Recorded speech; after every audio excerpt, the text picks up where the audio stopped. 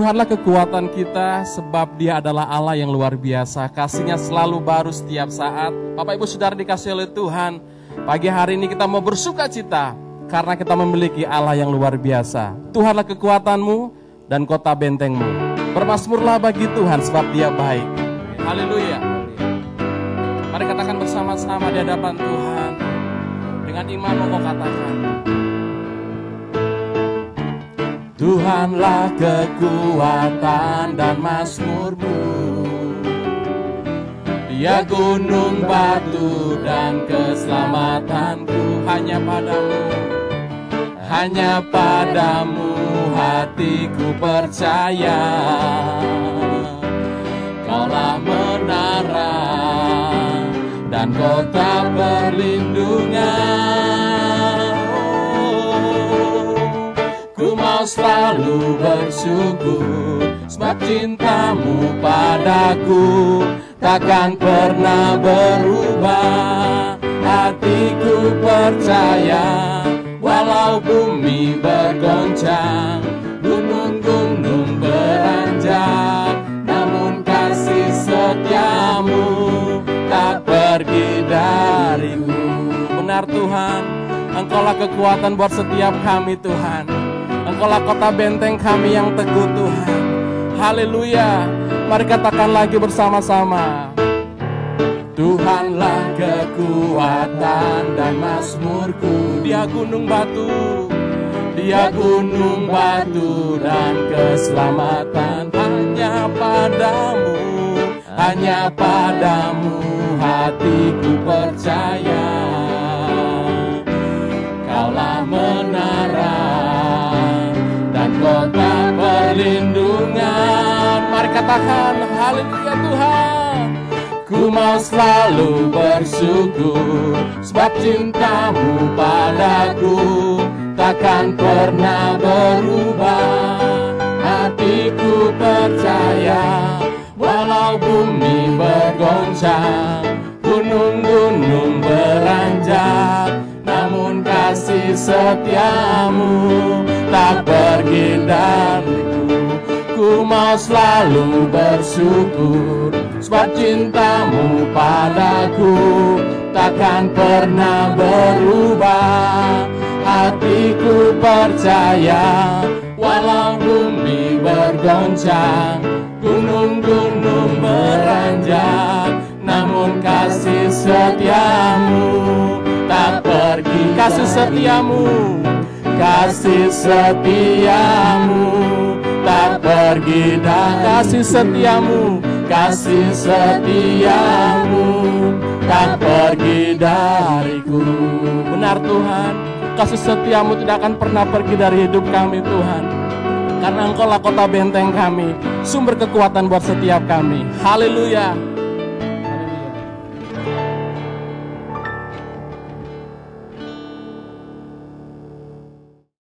Shalom, Jemaat Abaloh Bali yang dikasih Tuhan.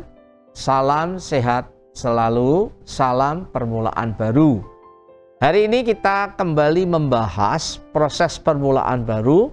Tema khusus yang ingin saya bagikan adalah membangun suatu permulaan baru melalui komunitas. Nah, Bapak Ibu Saudara sekalian, kita mungkin beribadah pada waktu pagi, bisa siang, bisa sore atau malam. Saya berharap kita terus mengkonsentrasikan proses permulaan baru ini menjadi gaya hidup. Nah, saya akan membuka masker saya, karena saya waktu berkhotbah ini dengan Pak Ferdinand saja yang syuting buat kita semua, dia pakai masker. Nah, saya ingin mengingatkan ini jangan lupa ya, masker dan hand sanitizer. Ini adalah protokol kesehatan kita, alat-alat yang menjaga kehidupan kita. Nah, permulaan baru kita selalu diingatkan dengan kitab Yesaya 43, 16-21. Kita ambil waktu sebentar ya untuk berdoa. Tuhan, tolong ketika kami belajar firman ini, Tuhan berbicara, berkata-kata, supaya kami melakukan. Dengan demikian kami menjadi orang yang berbahagia, orang yang membangun kehidupan kami di atas batu karang yang hidup, yang kokoh. Di dalam nama Tuhan Yesus kami berdoa mengucap syukur. urapi kami Roh Kudus. Amin. Nah, Bapak Ibu, Yesaya 43, 16-21 berkata, beginilah firman Tuhan yang telah membuat jalan melalui laut dan melalui air yang hebat, yang telah menyuruh kereta dan kuda keluar untuk berperang. Juga tentara dan orang gagah mereka terbaring, tidak dapat bangkit, sudah mati, sudah padam sebagai sumbu.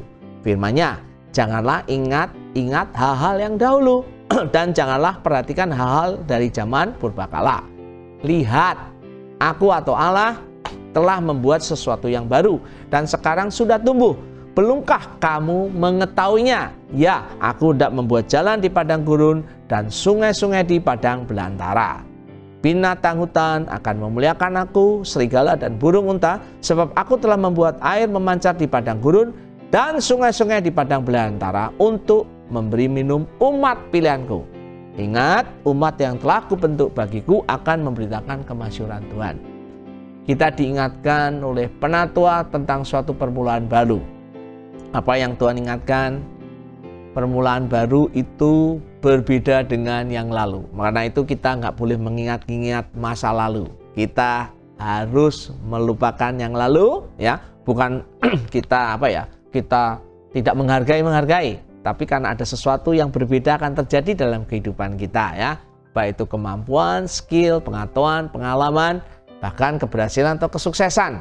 Juga masa lalu bisa berbicara tentang pikiran kita, ya, perkataan kita, perbuatan kita, pembiasaan kita, ya, atau orang sebut karakter kehidupan kita. Itu Tuhan ingin kita lupakan supaya kita mendapatkan sesuatu yang lebih baru. Nah, di dalam masa ini juga banyak rekan-rekan bertanya, Pak Penatua, yang kita lakukan ini apa sih? Kenapa kita dengan situasi tidak bisa berkumpul secara langsung atau onsite atau orang sebut offline? Kenapa? Kita ini mau ngapain sih? Bapak Ibu, saudara sekalian, sahabat-sahabat, teman-teman, kita dimanapun berada, kita mesti tahu tujuan kita, ya. Kenapa kita sebagai umat percaya bertemu di Jemaat Abalov sebagai korporat?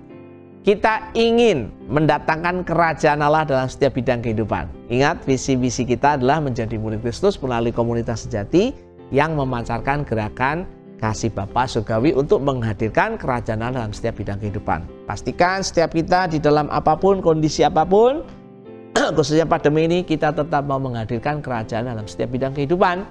Nah, di dalam konteksnya Jemaat Abalov, kita melalui menjadi murid Kristus. Setiap kita didoakan menjadi murid Kristus, setiap kita didorong.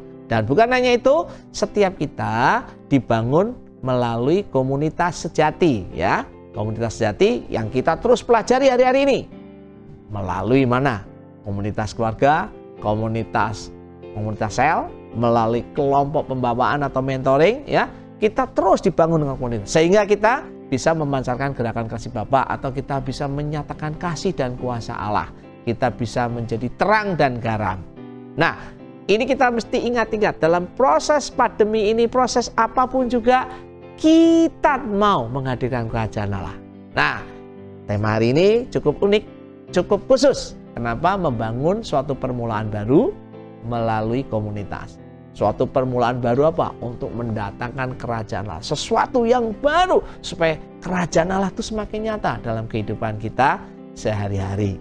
Di dalam proses itu, kita banyak belajar dari kitab Kisah Rasul, khususnya Kisah Rasul 2 ayat yang ke-42. Kita akan membahas lebih detail proses ini di dalam konteks komunitas.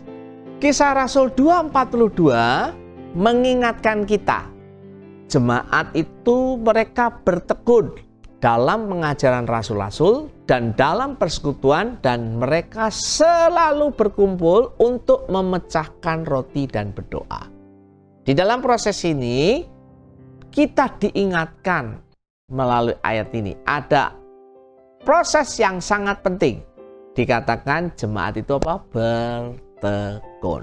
Nah, saya ingin mengulang kata-kata bertekun, ya, karena kata-katanya bertekun saya juga mengingatkannya juga bertekun terus-menerus. Ya, bertekun itu artinya terus-menerus. Bertekun itu tidak ada putusnya. Bertekun itu garis panjang, selalu saya ingatkan. Dan kalau kita masukkan dalam konteks waktu, bertekun kalau kita melihat di dalam Kisah Rasul itu berbicara setiap hari. Saya ulang, setiap hari. Nah, ini perlu kita ketahui. Jadi bertekun bukan sebulan sekali, juga bukan 1 menit kali atau 1 jam, tapi setiap hari. Kenapa? Kita lihat di dalam Kisah Rasul 2 berbicara tentang setiap hari mereka berkumpul, setiap hari mereka ada di selami bait Allah, ya, mereka berkumpul di rumah-rumah dan sebagainya. Nah, dalam konteks ini yang setiap hari apanya? Yang bertekun apanya? Di situ dikatakan mereka belajar tentang pengajaran rasul-rasul. Mereka belajar tentang firman Allah. Makanya awal-awal Januari saya kira kita banyak belajar tentang firman Allah. Bukan hanya firman Allah, kita bertekun di dalam persekutuan, bersekutu. Kita membangun hubungan satu sama lain, ya, hubungan, kedekatan, relasi, ya. Memang sulit hari-hari ini loh kalau kita berbicara hubungan karena kita jarang ketemu tapi kan hubungan kita masih bisa dibangun melalui apa? Melalui telepon, WA, ya. Sebagian ada yang kadang-kadang offline, ngobrol-ngobrol, ya, walaupun tidak bisa seperti dulu. Dulu pakai ruangan ibadah kita ini, ya, kumpul bisa 125 orang.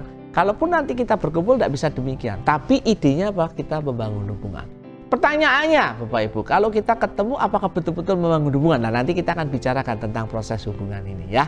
Nah, selain itu juga dikatakan mereka memecahkan roti, mereka makan sama-sama. Tapi memecahkan roti buat saya bukan hanya sekedar memecahkan roti, karena buat saya memecahkan roti hanya makan-makan, saya kira sangat naif kalau pertemuan mereka waktu itu setiap hari, baik di Selambi Salomo atau di rumah-rumah, mereka cuma makan-makan. Kalau kita mengingatkan tentang makan, kita diingatkan dengan perjamuan Tuhan Yesus terakhir kali, ya. Mereka makan mengingat kejadian apa? Kejadian Tuhan Yesus mati di kayu salib. Mengingatkan peristiwa salib. Karena apa? Orang Kristen pada waktu jemaat mula-mula, mereka begitu siap menganiaya, mereka siap menerima apapun juga sampai nyawa mereka, karena prinsip mereka adalah menganiaya. Prinsip mereka salib. Bagiku, Paulus berkata, yang kuhendaklah mengenal Tuhan Yesus di dalam kematian dan kebangkitannya. Dalam konteks salib. Nah, berikutnya dikatakan mereka bertekun dalam doa. Ya, makanya di dalam catatan-catatan Alkitab, di firman Allah, Kisah Rasul 2, Kisah Rasul 4, banyak mereka diekspresikan ketika mereka berdoa. Ketika Antioquia ingin mengutus pemimpin-pemimpin, mereka berdoa. Kisah Rasul 13. Kalau kita bisa melihat lagi nanti di Kisah Rasul 6, bahkan Kisah Rasul 7 pun Stefanus, ya, ketika dia dihakimi, dia juga berdoa. Menarik sekali. Jadi setiap hari adalah gaya hidup, menjadi pembiasaan yang terus-menerus. Nah, Bapak Ibu, apa yang terjadi ketika jemaat mula-mula mereka bertekun melakukan proses? Apa yang terjadi? Alkitab mengatakan terjadi perkara-perkara ajaib, mujizat. Ya, banyak orang disembuhkan. Sakit penyakit, bukan hanya sakit penyakit, emosi mereka, bukan hanya emosi mereka, karakter mereka mengalami perubahan-perubahan yang luar biasa. Ada perkara-perkara ajaib terjadi, bahkan kalau kita melihat yang sangat spektakuler, ya, bayangannya Petrus itu, ya, bayangan Petrus, ya, itu menyembuhkan orang. Sapu tangannya Paulus menyembuhkan orang. Sapu tangan kita sekarang kan takutnya kena COVID ini. Ini luar biasa, ya. Dan bukan hanya itu saja, mereka banyak membuat mujizat, bukan hanya secara fisik. Mujizat-mujizat orang berubah, orang jahat berubah. Itu mujizat. Mengenal Tuhan Yesus sebagai Tuhan Yesus, mujizat. Bukan hanya itu, mereka tuh punya apa? Kekeluargaan yang kuat, kebersamaan yang kuat. Saya berharap COVID ini tidak memisahkan kebersamaan kita. Memang dengan seluruh jemaat kita berpisah, tapi dengan kelompok kita, komunitas kita, dengan keluarga kita, kita semakin dekat. Percaya Bapak Ibu, kalau kita mempraktekkan Kisah Rasul 2, firman, bersekutu, doa, memikirkan, memecahkan roti, memikirkan proses salib, kita akan mengalami kekeluargaan. Bukannya kekeluargaan luar biasa. Dengar baik-baik. Hari ini kan dampak terbesar ekonomi ya. Tapi saya percaya kalau Kisah Rasul 2 dipraktekkan, tidak ada yang kekurangan. Akan saling membantu. Makanya jemaat, teman-teman Abolov, kalau hari ini engkau tidak bisa makan, makanan itu ada primer, ya, pastikan hubungi Komsel, saudara. Pastikan hubungi PKS, saudara. Kita sedapat mungkin memberikan makanan. Pak Beta, bagaimana uang handphone dan uang kos? Ya jangan. bayar listrik atau mungkin bayar iuran mobil. Ya kita belum sanggup. Tapi kalau makan, minum, kita mau gotong royong. Tidak ada yang kekurangan. Amin. Saya pastikan itu. Kita mau praktek. Walaupun jemaat uangnya banyak, enggak. Ya. Ada yang tanya ke kami, saya, Pak Beta, gimana keuangan jamaat? Wah, keuangan jamaat kita turun hampir 50%, tapi tetap bertahan, amin. Ya, kita tetap bertahan. Tidak berkelimpahan, tapi bisa menolong satu sama. Justru itulah mujizat. Apalagi sukacita, senang, happy. Ya. Dengar baik-baik, kalau hari ini kau stres, jangan-jangan Kisah Rasul 2:42 tidak terjadi loh. Saya mengatakan, justru hari-hari ini hidup saya lebih tenang. Hidup saya lebih menikmati proses kehidupan saya. Saya lebih merasa rileks. Ya, bukan berarti tidak ada pekerjaan. Pekerjaan tanggung jawab masih makin banyak. Hari-hari ini saya dapat beberapa pekerjaan lebih besar. Ya, bukan berarti pengangguran, tidak. Tapi kita menikmati, gembira. Oke, yang luar biasa. Tidak pernah terjadi di dalam catatan Alkitab. Dikatakan mereka itu tulus hati. Mereka tuh apa? Hatinya itu motifnya benar. Hari-hari ini kalau kita praktek Kisah Rasul 2, motif kita benar, hati kita benar di hadapan Allah. Itu penting, ya. Ketika hatimu benar di hadapan Allah, ya. Khotbah di bukit itu, khotbah di bukit banyak bicara tentang hati, ya. Hati kita benar. Apapun, engkau akan kuat menghadapi, karena hatimu itu. Nah, saya percaya kalau kita bisa melakukan proses ini, Kisah Rasul 2, kita akan dapat perkara ajaib, kebersamaan, kekeluargaan, kita bisa berbagi, tidak ada kekurangan, ya, ada sukacita dan hati kita benar. Saya kira itu berkat yang luar biasa. Pertanyaannya adalah bagaimana kita prakteknya, Pak Beta, bagaimana prakteknya? Saya berharap ketika saya menyampaikan beberapa menit ke belakang ini kita bisa menangkap prosesnya. Di mana kita mempraktekkan komunitas ini, ya, kan ada firman, bersekutu, ada doa, ada memecahkan roti. Nah, di mana kita mempraktekkan proses ini? Ya, prakteknya di dalam komunitas. Makanya kita membangun suatu permulaan baru, ya, melalui komunitas. Nah, pertanyaan komunitas itu apa? Nah, minggu-minggu ke depan, mulai dari hari ini saya akan banyak berbicara tentang komunitas. Tapi izinkan hari ini saya ingin mengulang komunitas yang paling penting, yang menurut saya ini penting, ya. Yang hari-hari ini Tuhan ajarkan banyak, khususnya melalui khotbah-khotbah para pemimpin, penatua. Komunitas yang paling utama adalah keluarga, ya. Karena keluarga dipanggil menurut Kejadian 1:26, ya. Menurut gambar dan rupa Allah, pribadi dan keluarga. Keluarga juga disuruh apa? Be fruitful and multiplied. Ya, Kejadian 1:28 sampai 30, ya. Dan keluarga juga menjadi alat membangun umat pilihan bangsa Israel menjadi umat Allah melalui, bagaimana saya bisa tahu, melalui Ulangan 6. Jadi keluarga itu penting sekali.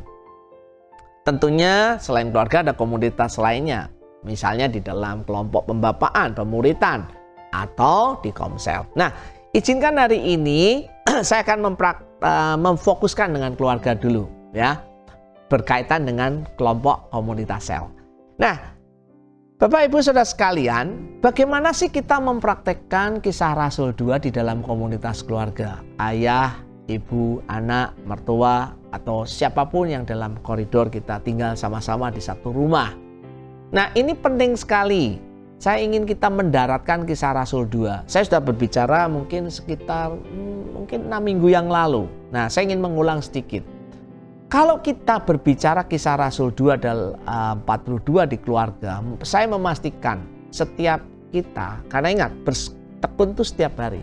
setiap hari dalam konteks ini adalah tanggung jawab ayah atau siapapun yang menjadi single parents, bisa ayah, bisa ibu, atau siapa yang di dalam konteks itu mungkin dituakan di dalam sebuah komunitas, kita mesti membahas setiap hari firman Allah.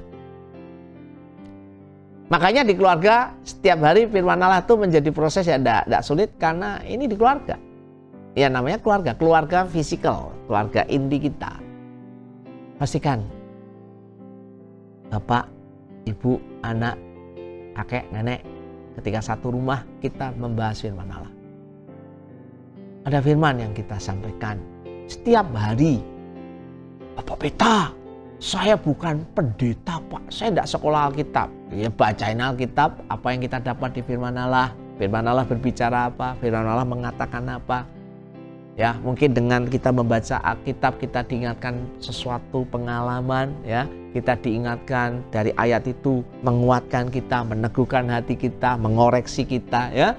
Kita diingatkan janji firman Allah. Saya pernah sampaikan tentang konsep firman Allah. Dan itu setiap hari di dalam konteks keluarga. Ayo, kita ada lakukan atau belum nih?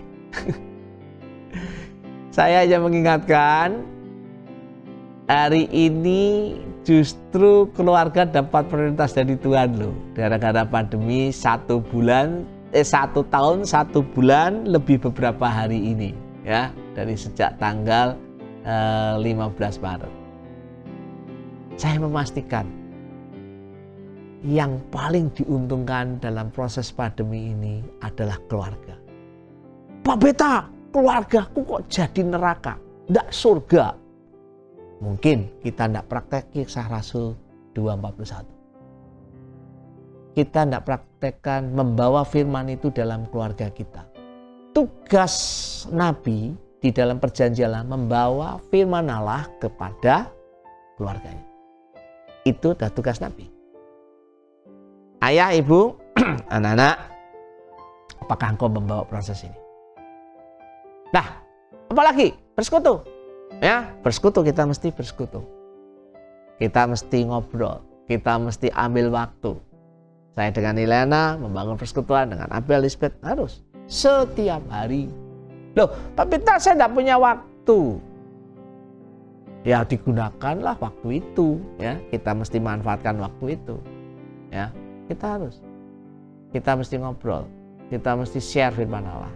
Kita mesti berinteraksi, bukan hanya firman Allah, ngobrol tentang apa aja. Itu bersekutu, ya. Fellowship, ya. Fellowship di dalam satu ship, ya, dalam satu kapal, ya. Maka sama-sama. Di situ dikatakan memecahkan roti.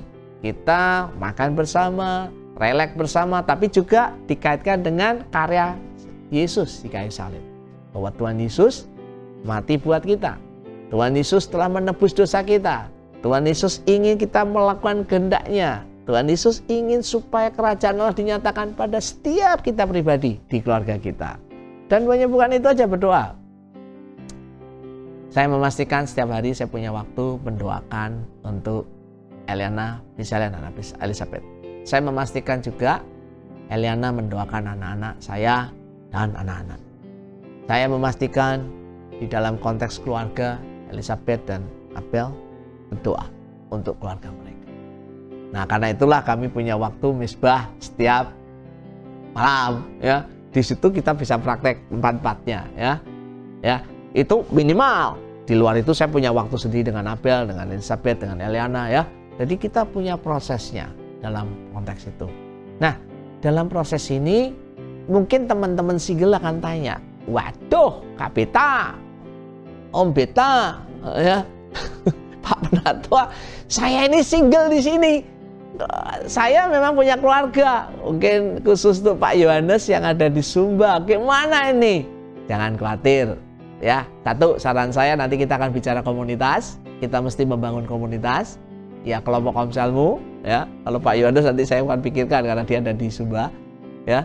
Terus bagaimana dengan yang kami ini yang mungkin orang tua kami jauh? Nah, saya ingin katakan khusus yang teman-teman single yang orang tuanya di luar kota, ya. Saya hari ini lebih rileks untuk kita praktek things to do. Ya saudara, teleponlah, ngobrol, ya.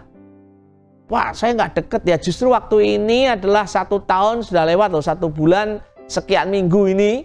Jangan dilewatkan untuk kita bersekutu, bagi firman ke keluarga kita. Walaupun kita ada satu kota. Eliana, istri saya, mulai hampir sekitar 1 bulan punya ayah dan ibu, usianya 90 dan 80 sekian. Tiap hari itu telepon, tiap hari bacain Alkitab. Kita ada kesempatan. Setelah kami mendoakan keluarga, kami buka. Saudara, saya dengan adik saya, setiap hari saya telepon adik saya karena dia lagi sakit jantung, jadi saya doakan dengan suaminya setiap hari. Oh benar, kalau kau praktek Kisah Rasul nanti Tuhan buka celahnya, caranya. Ayo, kita ini banyak alasan, ya. Yang single-single kan banyak alasan. Kalau enggak ya kamu dengan komselmu. Nanti akan saya bahas minggu depan ya, 3 minggu lagi. Nah, saya jujur ya, ada orang bilang ke saya, Pak Pita, saya ini sibuk, tidak punya waktu. Bohong. Kau punya waktu untuk bisnis. Kau punya waktu untuk cari uang.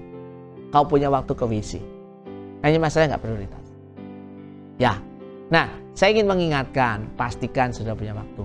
Saya ketemu dengan Pak Kasih Kastren, masih ingat ya, yang mengajarkan The Word is the Father. Khusus saya. Ya, khusus saya. Ini ngomongan dia loh. Usia 6-12 tahun berarti Bapak dikatakan gini, kalau engkau ayah punya anak 6-12 tahun, tidak punya waktu 45 menit per hari untuk anakmu, kau tidak bisa mempraktekkan ulangan 6. Karena kalau kita pernah ikuti seminar, kita mesti main ngobrol sama dia, peranak loh, serius. Dia ngomong begitu. Teman-teman, jemaat, saya tidak ingin ngasih beban, tapi saya ingin mengatakan mesti dipikirkan. Hari ini nih momentum yang baik karena ini waktunya keluarga. Ya, kita bisa work from home. Saya mempercayai, saya nggak tahu kapan bisa share tentang apa yang akan terjadi ke depan, ya. Gereja ke depan ini akan berubah, ya. Karena protokol kesehatan akan membuat kita dibatasi pertemuannya. Tapi rumah komunitas menjadi alternatif yang luar biasa. Nah, hari ini saya membahas. Ya, saya tadi ingatkan, kan anak yang usia 6-12 itu ayah.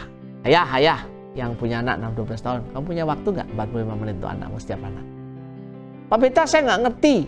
Ya, belajar untuk kasih waktu. Pembicaraan saya dengan anak-anak saya dulu juga saya nggak ngerti, ya. Berwaktu 45 menit banyak, bisa baca sama-sama, cerita, main, ya, ngobrol. Saya punya cerita-cerita kepada Elizabeth dan bisa lihat ketika dia umur 16-12 tentang cerita-cerita. Saya punya tokoh-tokoh karangan saya sendiri. Mungkin Elizabeth ingat ya, Tem-tem, Put-put, Lat-lat, kucing hitam, kucing putih, kucing coklat. Saya cerita. Terus ada lagi tokoh namanya si Raja Wali, dan Simon, si monyet. Tiap hari kalau saya ada tidak di luar kota, saya lakukan. Nah, saya cerita ini kenapa? Saya merasa waktu saya ketika Abel dan Elizabeth umur 6-12 tahun, saya banyak melakukan kelalaian. Kenapa? Saya banyak keluar kota. Saya masih ingat 1 bulan, hampir 1 minggu saya di luar kota. Apalagi ketika saya menjabat sebagai pemimpin misi. Dan kemudian ada beberapa pekerjaan selama saya 2002 sampai sekarang, saya kira sebelum pandemi. Ada banyak waktu yang saya hilang 6-12 tahun. Karena itu saya kalau berbicara tentang keluarga memberikan tekanan, bukan saya ingin memberikan beban kok Taurat, tidak. Karena saya tahu ada banyak kesalahan, ada banyak proses. Saya bertemu dengan beberapa pemimpin ya yang di Penatua, di Abaloh, diskusi, ngobrol. Kadang-kadang kita menyesal, kalau boleh kita mengulang waktu. Dengar baik-baik. Kalau engkau belum punya anak, persiapkan pernikahanmu dengan baik. Kalau anakmu 0-5, mama, dengar baik-baik, kasih waktu yang baik. Engkau tidak bisa alasan karena pekerjaan. Tidak bisa. Engkau harus, oke Pak Pita, kami harus ada kebutuhan. Engkau harus kasih waktu. 6-12 tugasnya ayah. Ya, jangan beri alasan apapun. 8-13 ini, 13-18 kan grup. Kita mesti cari siapa temannya. Ya, terus kemudian misalnya ada lagi, anak saya sudah menikah semua. Tidak apa-apa. Kita bisa komunikasi, bisa ngobrol sebagai teman, sebagai pendamping, coaching, mentoring buat anak-anak kita memasuki dunia usaha, dunia yang begitu luas dengan budaya-budaya yang mengerikan. Ya. Nah, saya ingin cerita lebih praktis adalah supaya kita bisa melihat fondasi keluarga. Nah, teman-teman single, saya tadi sudah kasih contoh juga, saya ulang sedikit. Saya hari ini berdoa mengkomunikasikan dengan keluarga saya, ngobrol ya, tadi sudah saya ceritakan Eliana setiap hari hampir 1 bulan ya.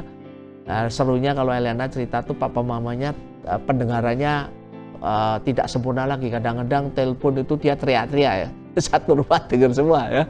Jadi sama. Saya kemarin punya kesempatan menghubungi 2 kakak hampir setiap hari. Ya, hari ini tetap setiap hari dengan adik saya. Ya. Nah, apakah berat? Berat. Apakah tidak enak? Tidak enak. Tapi itu Kisah Rasul 2:42. Nah, ada yang berkata, Pak Beta, kalau kita keluarganya sudah Kisah Rasul 2:42, atau Pak kita terus keluarganya bahagia selama-lamanya. Ya, Cinderella dan pangeran hidup berbahagia selama-lamanya. Enggaklah, kan kita punya emosi, kita punya perasaan, bisa naik turun ya. Oke. Nah, Pak Ferdinand dengan saya punya kesamaan ya, punya anak dengan anak kebutuhan khusus ya. Saya buka adik dengan Ogi tak mudah. Tapi saya berkata, Kisah Rasul 2:42 adalah alat terbaik, cara terbaik untuk kita bisa merasakan surga di keluarga kita. Nah, kadang-kadang kita membandingkan kita dengan orang lain gitu loh. Saya sama Pak Ferdinand tidak bisa dibandingin. Saya Pak Ferdinand berbeda. Saya dengan Pak Dono, Pak Petrus beda. Tapi pembandingnya gini loh. Saya dengan saya. Saya dengan saya yang melakukan Kisah Rasul 2:42. Saya dengan saya yang mendoakan keluarga setiap hari. Saya dengan saya yang mempraktekkan, mensiarkan firman Allah setiap hari. Dengan tidak, bedanya apa? Sudah kan tahu. Engkau akan tahu pasti apa yang kau lakukan. Kalau engkau menceritakan tentang karya salib kepada keluargamu atau tidak, engkau bisa tahu. Engkau berdoa, mendoakan setiap hari atau tidak, engkau akan tahu hasilnya. Ketika saya memutuskan mendoakan keluarga, mentor saya, orang di sekeliling saya, pemuritan saya setiap hari, kita tahu bedanya. Jadi, Pak Beta, apa yang ingin saya simpulkan di kesempatan ini? Teman-teman, engkau berikan 3 hal kalau engkau ingin melakukan Kisah Rasul 2:42. 1, tadi saya sebut, yaitu waktu. Jamu. Jam itu tidak bisa balik, tapi kau berikan. Yang kedua, bukan hanya waktu, usahamu, effortmu, ya, pikirkan supaya kita bisa melakukan. Ayah, ibu bekerja keras untuk bisa memberikan waktu untuk keluarga.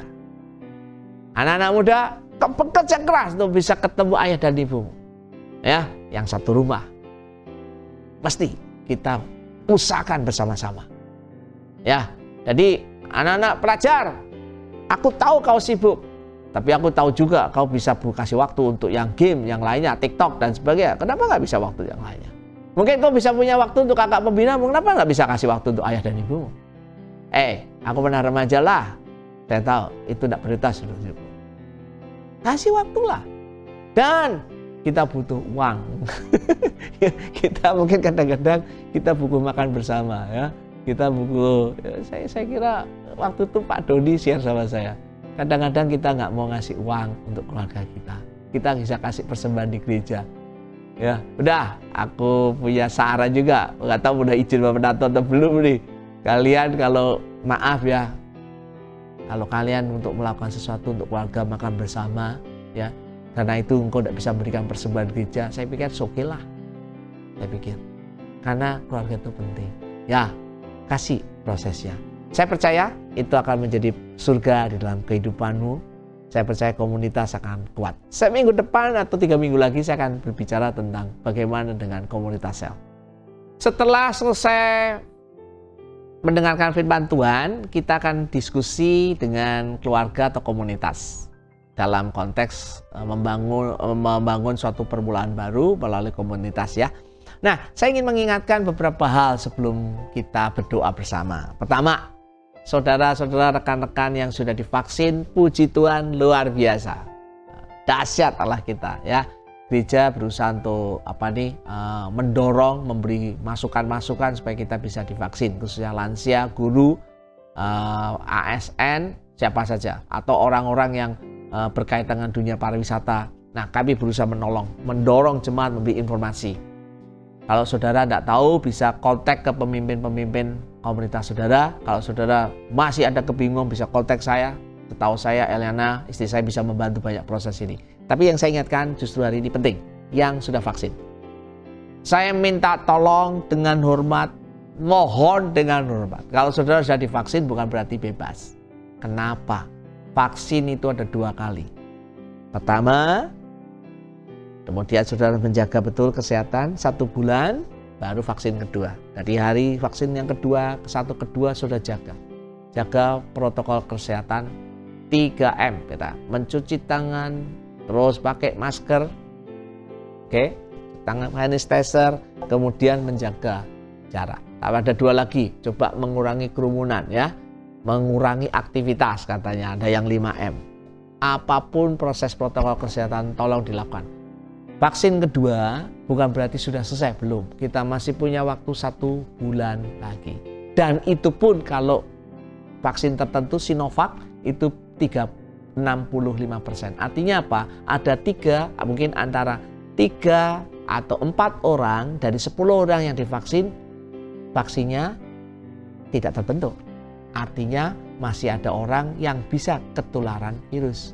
Nah, yang terjadi di India adalah ketika mereka sudah divaksin, mereka merasa bebas, sebebas-bebasnya. Akibatnya India sekarang jadi nomor 2 di dunia.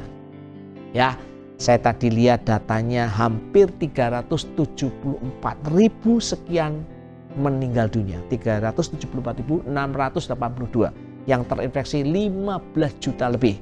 Di Indonesia 1,6 juta ya, yang meninggal 43 ya. Angka kematian di Indonesia masih cukup tinggi ya, 2,7%. Walaupun secara proses di dunia rata-rata 3% sekian. Tapi saya percaya pemerintah sudah mengupayakan dengan sesuatu yang luar biasa ya. Saya ingin mengingatkan ya, di dunia itu ada 140 juta orang terinfeksi. Kalau kita tidak sama-sama menjaga, saya minta jemaat yang dikasih Tuhan, mari jaga. Kalaupun Anda sudah divaksin atau belum, tetap menjaga. Karena sifat protokol ini akan lama. Karena proses ini akan terus. Kita terus mendoakan, ada beberapa penemuan-penemuan. Misalnya sudah dengar ada vaksin Nusantara nanti hanya sekali aja. Ya kita doakan. Ya, supaya ini bisa terjadi di bangsa kita. Mari kita berdoa sebelum kita berdiskusi, sebelum kita melakukan kegiatan kita setelah ini. Tuhan Yesus, terima kasih untuk hari ini. Kami terus mau memasuki suatu permulaan baru. Kalau hari ini kami diingatkan membangun dengan komunitas, khususnya komunitas keluarga, komunitas lingkungan kami, Tuhan tolong kami. Kami bersyukur untuk Allah yang baik, yang terus menjaga kehidupan kami. Terima kasih Tuhan untuk hari ini. Biarlah kami menjadi pelaku-pelaku firman-Mu. Di dalam nama Tuhan Yesus kami berdoa mengucap syukur. Amin. Tuhan Yesus memberkati.